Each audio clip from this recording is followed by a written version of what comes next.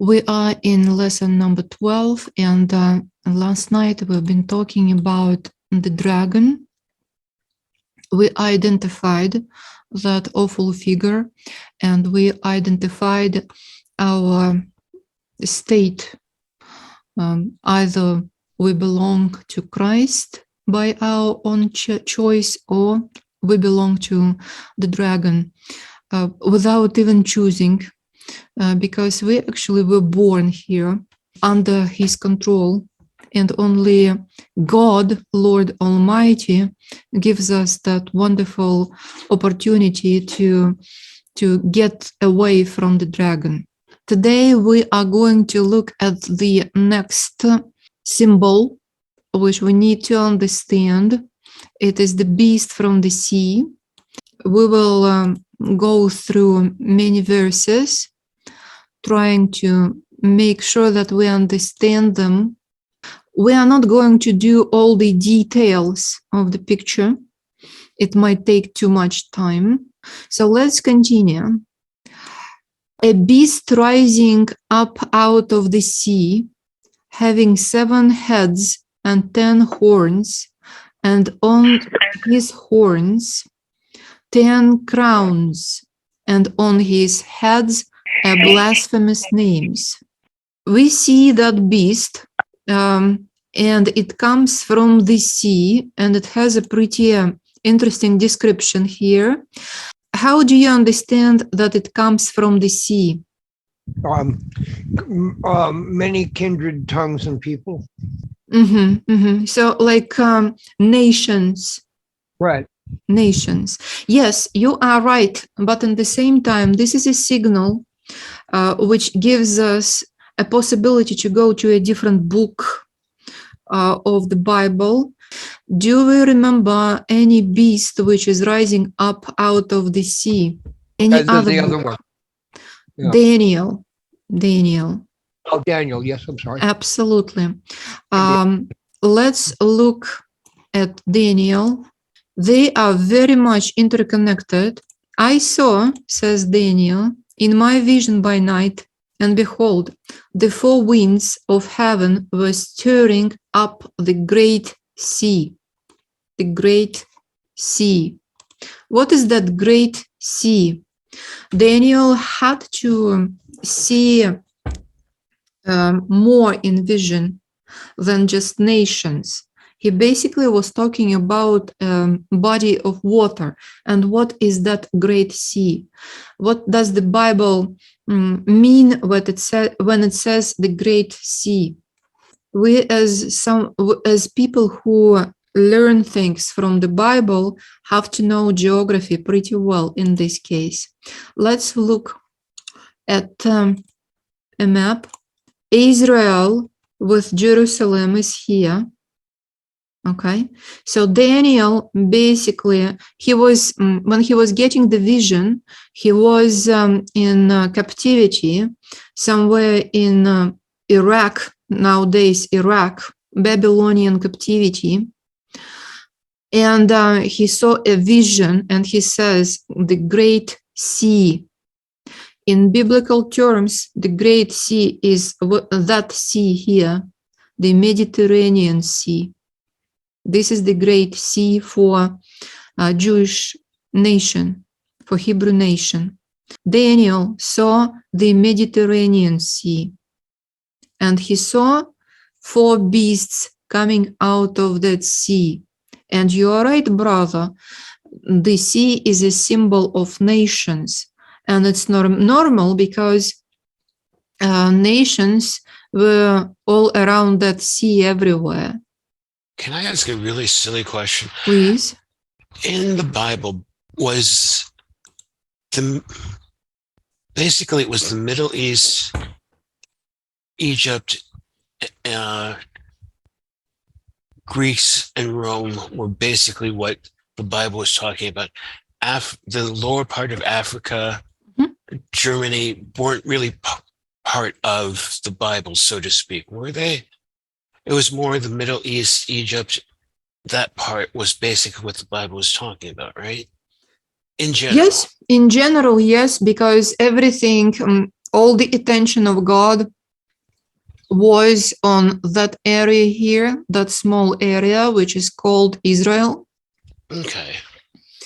And of course, everything which is connected to Israel was in the Bible. The Bible doesn't tell us anything about other nations unless they somehow have some connections to Israel. Okay. Exactly. So Egypt, of course, and Iraq, of course, and Syria, of course. And then when we read the Gospels, it's already Greece over here. It's already Italy over here, and so on and so on. So let's continue. Daniel, in his vision, sees 4 beasts, but when we read the book of Revelation, John sees only 1 beast. And I was just going to say, it's a composite beast. How did you come to that conclusion? Because it has the parts of all the other beasts. Absolutely. Yes. Leopard, bear, lion. And it is interesting that leopard, bear, lion, it is in the opposite direction than in Daniel. Daniel it is lion, bear, and leopard here. And then the 4th one is a dreadful and terrible, exceedingly strong. And that one, the 4th beast, has, look carefully, 10 horns. And he had, and let's read, I was considering the horns, and there was another horn, a little one, coming up among them, before whom 3 of the first horns were plucked out of the roots.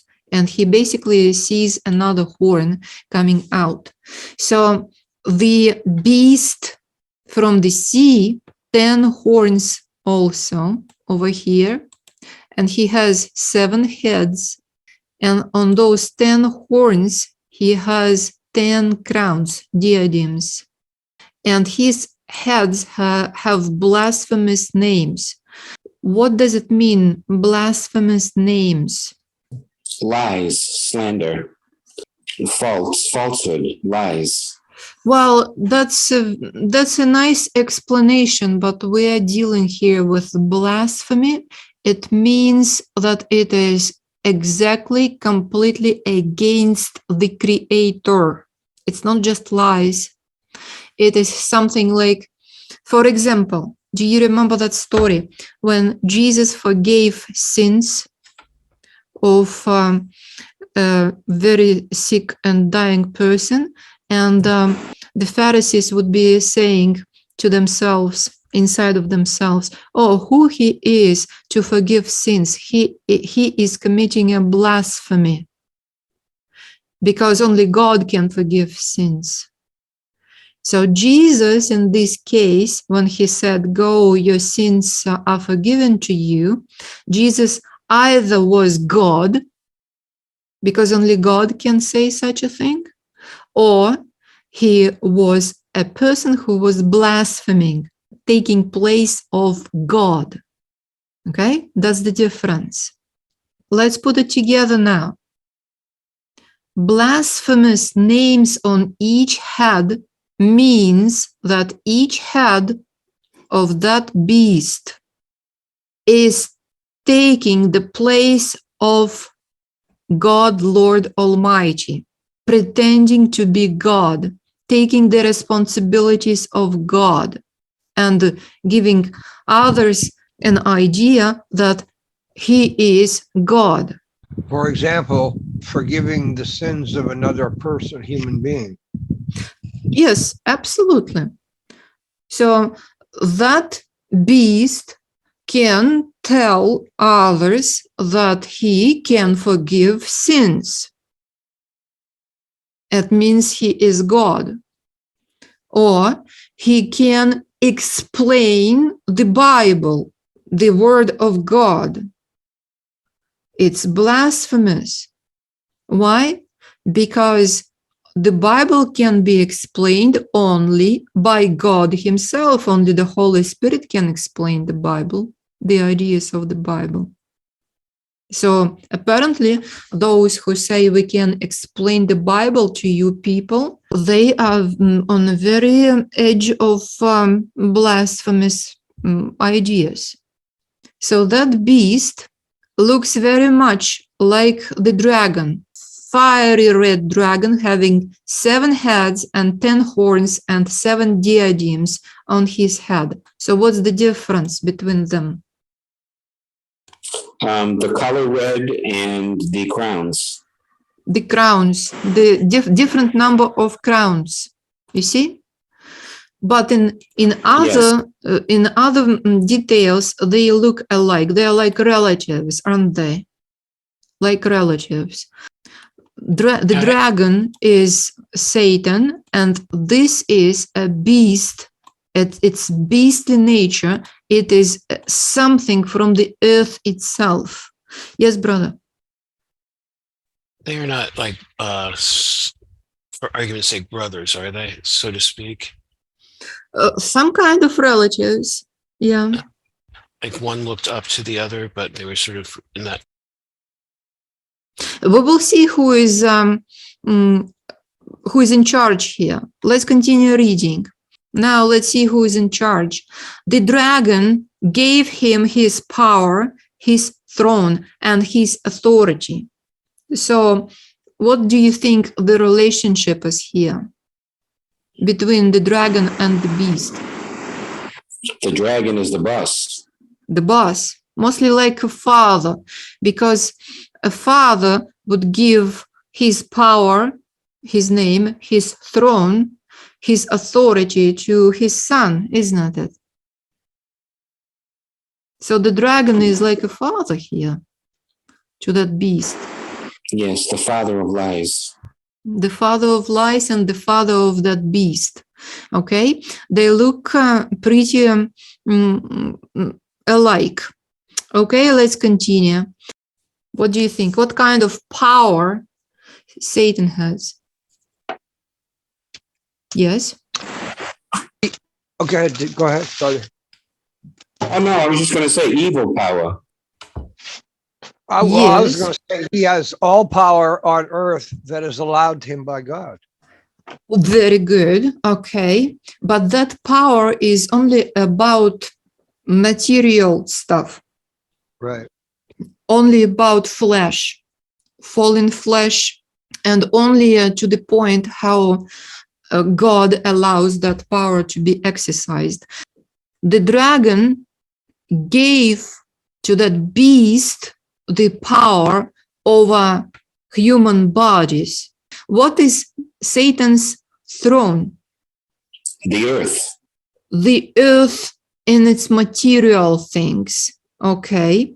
We know that his power, his abilities are restricted by God, but he is ruling here pretty well, and he's ruling over the nations. And what is his authority? The secular authorities. Exactly. Authorities, political authorities, even again over our health authorities, and so on and so on. So he has plenty of power, and all that power, all that possibilities were given to that beast. And I'm asking a question: why? Could not he do it on his own? He is Satan. Why would he, I would say, create that beast from the sea to give his power, his throne, his authority to him? Well, Satan has no power of creation. He can only work through. He can only work through institutions and authorities and the powers that already exist on this earth. Satan cannot create anything. Yeah, I agree. I did not use the correct word. He made it up that there is a beast from the sea in order to give him what Satan has? Why would he have a mediator? Oh, because that mediator is material. That mediator is flesh and is able to act out the will of the spirit, which is the spirit of Satan, on in the material world. Absolutely. He needed some kind of mediator who is visible, who is human. It's humans here. All the authorities on the earth, they are human, like people, you know. So he had to organize them in special hierarchy so he could rule through them, because it is much easier to rule through the humans than just through the thoughts to everyone. He is making his kingdom here. It's weird. It's when you started, I was thinking Satan is like the evil God, the Father, and his minions are like the evil Jesus that he sent to earth to rule. Absolutely. Yes. He is he has a picture in his mind, and he makes pretty much the same picture here, because humans do need a mediator between them and the Father. And Jesus is that mediator, a human God who became human. So Satan makes pretty much the same picture, because it is easier to communicate to humans through other humans, through their own tools. He knows that. All right. And we see that he makes that system not right away. He's been waiting almost for almost 3,000 years.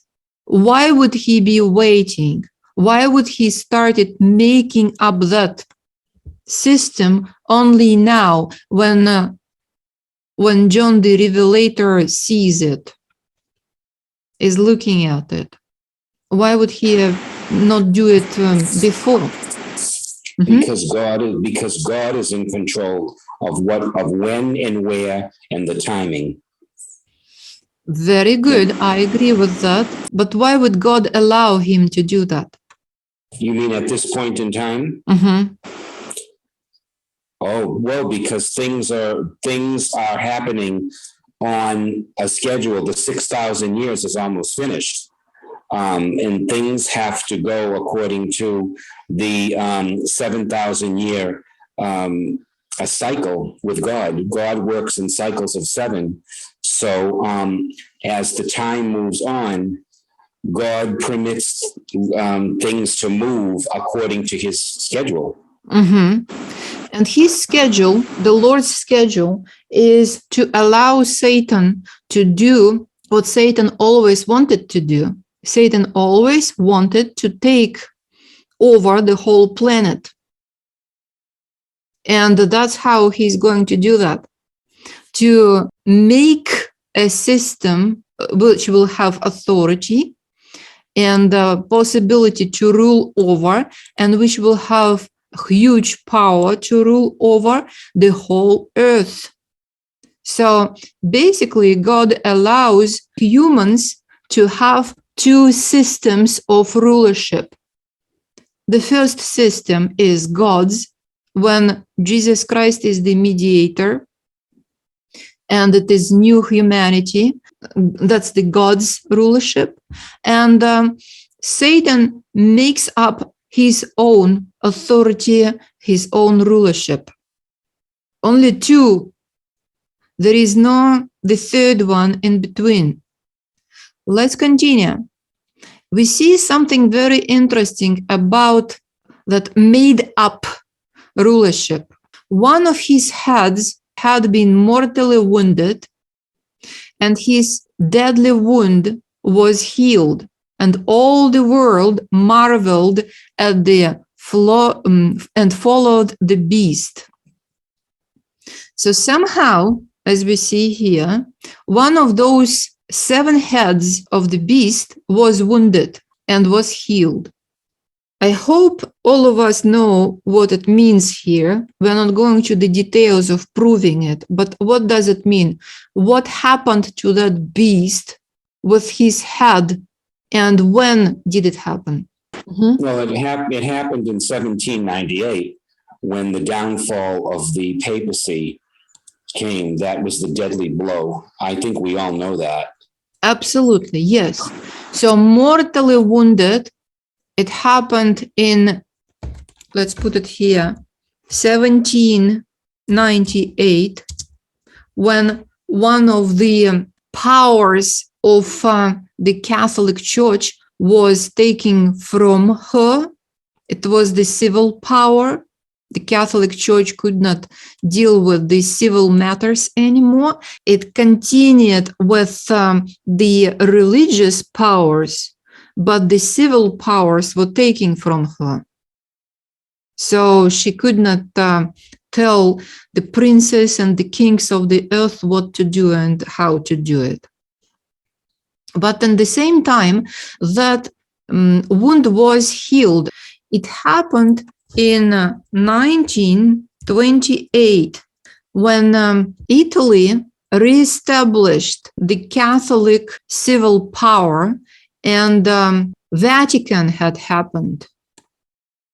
So Vatican became a country, the smallest country on the planet Earth. So the Pope regained his civil authority for his country, just for his country. The papacy got a country. So now what can the Pope do? He can go to other countries to visit the prime ministers, to visit presidents, kings, as a governor of Vatican country. Or if they don't want to meet him as with a governor, he could visit them as a religious leader. So he gained it back. And the whole world is marveled and followed the beast. Do we see it right now happening? The whole world is following the beast, almost the whole world. All the countries, small and large, are having good relationships with the Pope, aren't they? Well, Sister Sasha, it seems that that until recently, the Pope's powers were contained, but it seems like now they're being released to spread across the earth through the political systems and through other religious systems as well. It's taken a lot of time for when Vatican City, from the time that the Vatican was established up until now, for that power to spread to the degree that it is right now. Yes, but at the same time, you are right that his power, the Vatican's power, is not so huge as it used to be before the mortal wound.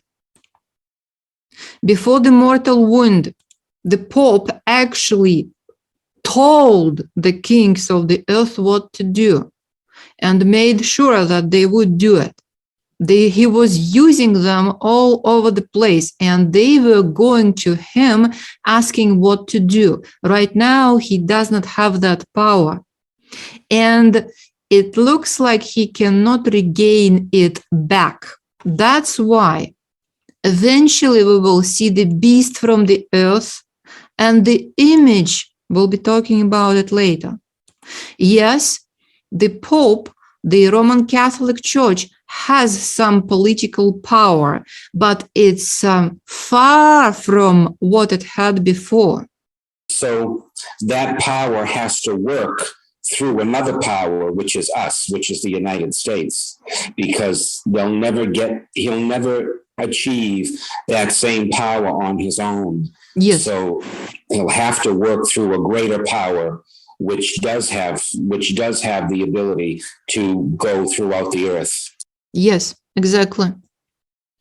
He already lost that possibility And now he is going to use different possibilities, different ideas. But the main idea is the same all the time, to take over the whole world. Let's continue. So they worshipped the dragon who gave authority to the beast, and they worshipped the beast, saying, "Who is like the beast who is able to make war with him?" Let's ask ourselves, is it true that Christians worship the dragon? How can it be? You see, the Bible is pretty clear here. It says that the world is worshiping the dragon because they are marveling at the beast, and they're worshiping the beast. And the beast is the child, I would say, of that dragon. So by worshiping the beast, people worship the dragon, Satan. Do we see the logic here? Yes. So can Because- we? Yes. Because the dragon is embodied in the beast. Exactly. And the beast has all the authority, the throne, and the power of the dragon. So when we are talking about papacy, we are talking about a satanic activity, which is 100% satanic. There is not even 1% of God's activity. And now watch it carefully, how people, even not Catholics, even not Christians at all, they may be even atheists or maybe Muslims, they are looking at the Pope, at the Catholicism, and they say, oh, that's a very, very good, active authority. Don't they do that right now? They do. And by that, they basically say, who is like that beast? There is no such a power, such a beautiful, wonderful action as the Pope is doing, the Catholic Church is doing. They feed the hungry, they teach the children, they do very good things, very good works, and everybody already forgot that they were burning people at the stakes and doing really horrendous things before. The whole world already forgot, almost forgot what's happening. Even the sexual problems and conflicts which that church had, pretty much forgotten. And nobody can fight against that beast. That's what the world is going through right now. You see, they are worshiping either the dragon or the beast, but both of them are relatives. Let's continue.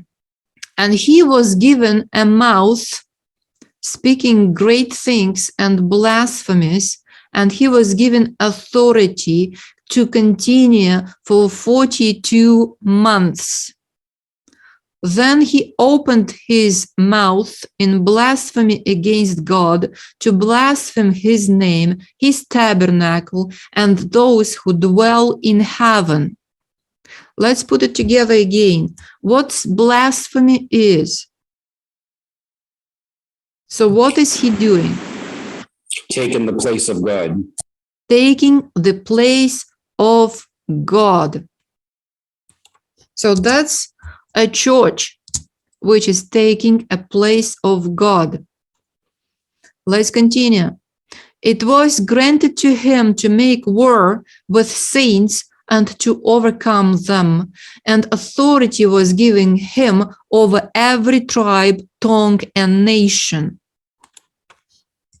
All who dwell on the earth will worship him, those whose names have not been written in the book of life of the Lamb, slain from the foundation of the world. So what are we looking at? What's the hugest problem is awaiting the whole world?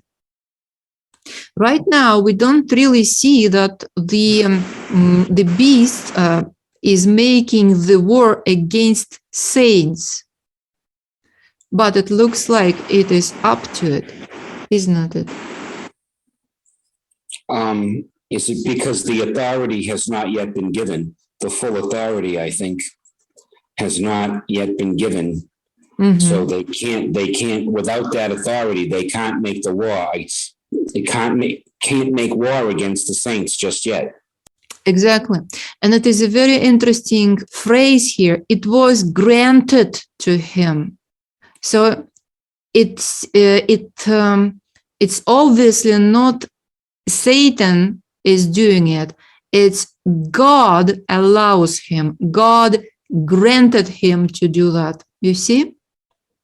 And in verse 5, and it was given a mouth of speaking. God allowed him to have that mouth. So God allows that beast to act. We can ask why he allows that beast to act to the point that the saints are overcame completely. You see, it says, and to overcome them. He will take over the whole Christianity. And even those who are true saints, those who truly belong to Christ, they will be under huge oppression. Let's see. And authority was given him. Again, the Lord allows him to do that. And he's taking over every tribe, tongue, and nation. What does it say to you? It says that the system of the beast will be all over that earth eventually. And let's continue. What will be the humanity doing? And who dwell on the earth will worship him.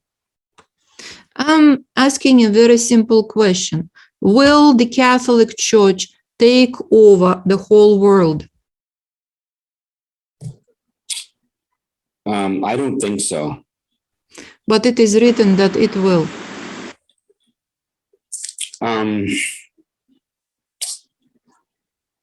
But there'll be many who are called out of the church. There'll be many who are called out of the church to be on the side of the Lord. And you are right, because it is written here also. But Can I ask you a question, sister? yes, brother. Are you part of the world or part of the earth or not? I'm happy that you've been with us last night, brother. Yeah, I am trying not to be of this world. So no, it won't. The godly people will not be part of the earth. So no, it won't be, because godly people aren't part of the earth. They're part of heaven. Absolutely. And it is written in verse 8 also. You see how it says, those who will worship him, whose names have not been written in the book of life. You see? So if somebody's name is not written in the book of life of the Lamb, that person will worship to the beast. But if the name is written there, that person cannot worship to the beast, because that person is written inside of Jesus Christ. That person is in Jesus Christ, and that person lives by different spirit, by different laws, and obeys a different Lord. But what we see here, the saints will be under huge oppression because of that beast. And we also see that that beast, the Roman Catholic Church, will eventually take over the whole earth, but those whose names were written in the book of life. But those people, it's not much. So eventually, the dragon will take over the earth. And that's how Jesus will come back. Because the dragon will do everything to kill all the saints, all the people of God. So he can have ultimate power, total power. Once there is at least one saint on this earth, Satan doesn't have the total power. But God is not going to waste his people. He will come to defend them. And that's how Satan will be destroyed. Okay? So we looked at the first beast. He comes from the sea. He is identified as the Roman Catholic Church with all the divisions it has. It is highly organized. It has plenty of possibilities all over the earth, but it lost its civil power and never will regain it as it was before. That's why we will look at the second beast, which is coming out of the earth, and we will look at it tomorrow night to make sure that we understand how everything is interconnected here.